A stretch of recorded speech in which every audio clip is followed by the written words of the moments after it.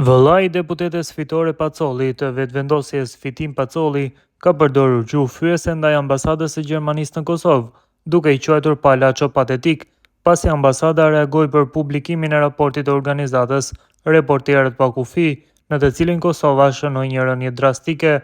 Kosova ka rënë përgjithsej 24 vende në indeksin e fundit për lirinë e shprehjes të organizatës Reporterët pa kufi, duke u vendosur krejt në fund në krahasim rajonal. Madje prapa Serbisë, shkroi ambasada gjermane, raporti lexohet si libër detyrash për qeverinë e re, duke i përvijuar qartazi hapat e nevojshëm për të siguruar shtyp të lirë, i cili është thelbësor për secilën demokraci kumbuese dhe të qëndrueshme, thuhet mëtej në shkrimin e ambasadës gjermane. Ky vlerësim nuk i pëlqeu fare Fitimit të Pacollëve, duke u shprehur anglisht në hapësirën e komenteve. Në postimin e ambasadës gjermane, vëllai i deputetes së VV-s shkroi: "Marrëzia është rembëruar, kjo renditje nuk do të thotë asgjë, është një paradë palaçosh." Nuk e la me kaq, doli menjëherë nga tema që në fjalinë e dytë, duke e harruar raportin për lirinë e mediave në Kosovë e duke ju drejtuar ambasadës për gjendjen në Gjermani, ku pati akuza të rënda e duke e përmbyllur shkrimin me fyerje. Gjermania e ka shkatruar vendin e vet,